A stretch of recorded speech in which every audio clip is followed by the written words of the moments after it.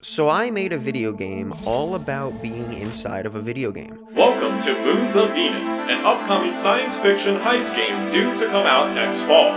In my game, you play as a debugger, whose job is to solve puzzles inside of a video game in order to make sure the game doesn't have any glitches. And when you find the glitches, you can exploit them to solve puzzles and traverse outside the actual game map. But let me backtrack for a second. I promise it'll be super quick. I am extremely new to game development.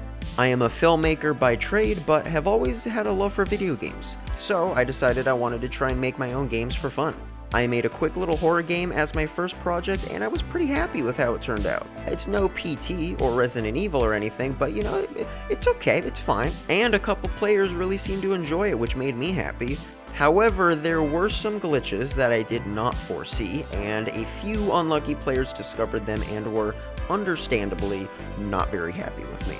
I have no idea what's happening here. Anyways, after a few days of updating the game with patches and frantically losing my mind, here's the gun. What? Here's the doctor's note. I decided that I wanted to take what I learned through my first game experience and build upon it. I love games that have humorous and witty dialogue and break the fourth wall. I think it's super creative, and I don't think enough games do that.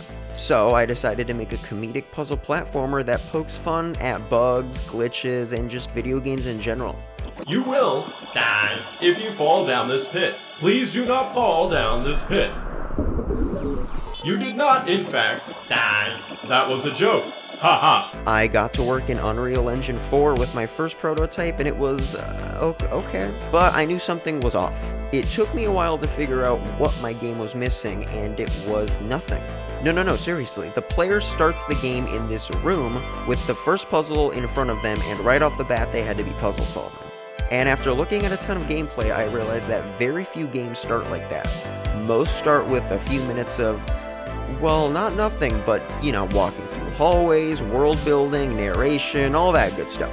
So, after I built out my beginning levels, I got my friend Chris to lend his voice to my game. Seriously, he does every voice. But most importantly, Gary Coleman, the lead designer of the video game your character is in. Hi, I'm Gary Coleman, lead designer on Moons of Venus. Here to thank you for doing such a great job so far.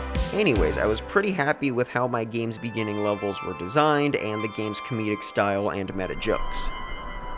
Sorry, but death won't take you out of the game. You gotta finish it.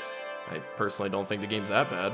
Another thing I wanted to add to my game was fast and fluid movement. Sort of a little bit of a parkour system. In most puzzle platformers, you move very slowly, and jumping can barely be considered jumping. So I wanted my game to be different and focus on movement, and use movement in some puzzles as well. So now it was time to program the glitch, and I thought, hey, that's the easiest part right there. I'm obviously very good at putting glitches in my games, right? I have no idea what's happening here. Well, programming the actual glitches was a lot harder than I thought. For some context, these are impulse squares. You can step on them to be catapulted in a certain direction, and you can also put your power cubes on impulse squares to catapult them as well. Well, anyways, I thought it would be cool if the player gets really used to using these squares throughout multiple beginning levels, and then when you get to this one, this happens. Glitch detected.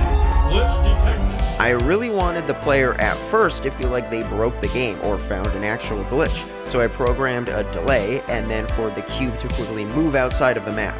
And then the room goes bananas and part of the wall blows off, allowing the player to traverse inside of the glitch and outside of the game map. I don't want to spoil any more details, but the game gets pretty wacky and unique, and you just have to play it to experience the rest.